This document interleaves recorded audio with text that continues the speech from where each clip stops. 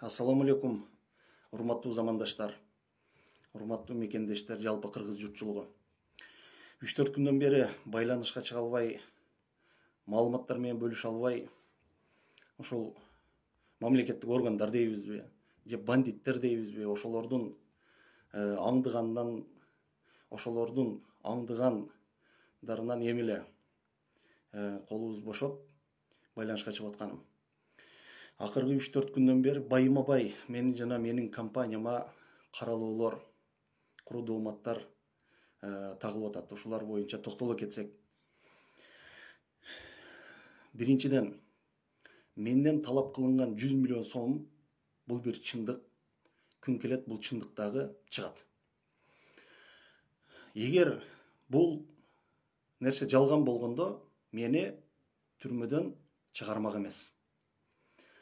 Экинчиден, Тилекмат Күренов менен болгон баарлашуу сүйлөшүүнү кыркылап кескилеп отуруп, революция деңгээлиге чейин да чыгарганга үлгүрүштү.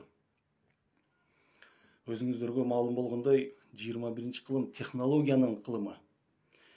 Технологиянын күчү менен сүйлөгөн адамды сүйлөтүп, ыйлаган адамды күлдүртүп, кала берсе өлгөн адамды тирилтип койгонго чейин да жетишип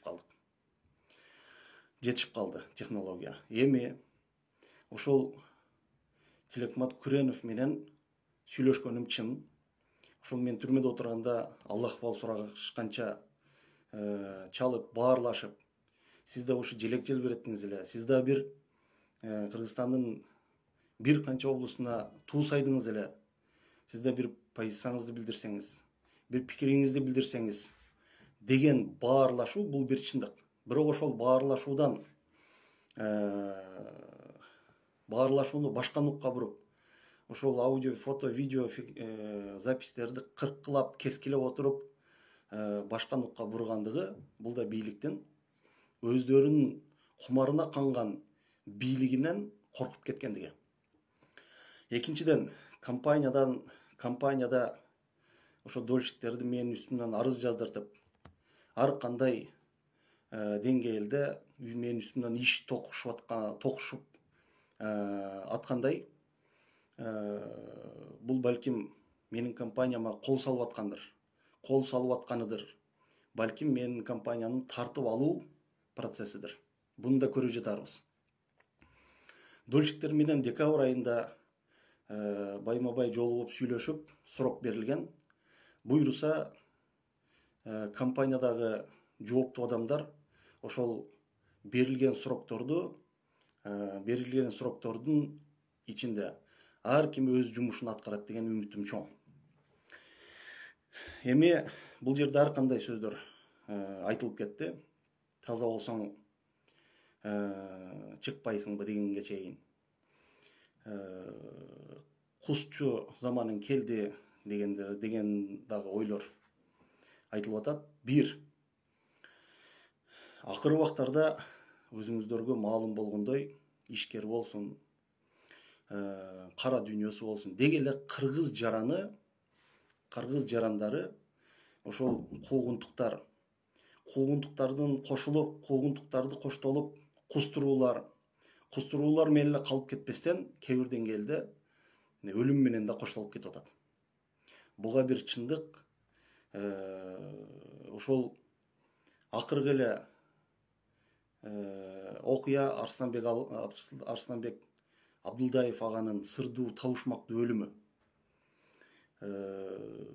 Мен да бир кыргыз жараны катары, мен да бир адам катары өзүмдүн жашоомдун коопсуздугу үчүн, өзүмдүн ден соолугум коопсуздугу үчүн ушул кадамдарга барбай койгон жокмун. Статистика боюнча акыркы 3 жылдын ичинде биздин кыргыз жарандарынын арасынан ошол түрмөдөн 150дөн ашык жаран тирүү кирип, өлүк чыгып атат. Бул да болсо чоң сигнал. Экинчиден, кузчу заман келди окшойт, кузчу заманын келди деген ойлор дагы айтылып атат.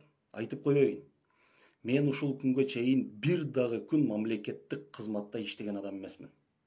Мен ушул жашыма чейин бир дагы мамлекеттик казынадан пайда көрүп, чардаңбай тепкен адам эмесмин.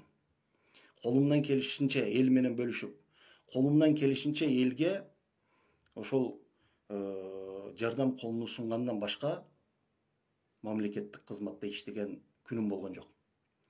Ошого бир нерсе айтаарда, бир нерсе айып тагууда колдон келишинче этият болсок.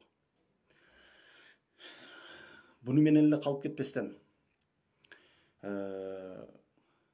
акыркы күндөрү ошол компаниядагы дольщиктерден байма бай СМБга чакырып, менин үстүмдөн арыз жаздыртып, мен сиздерге дольщиктерге да кайрылып коеюн. Айтылган срокторго жетишип, башталган иштерди буюрса бүтүрөм деп дайым айтып келгенмин, буюрса да айтам.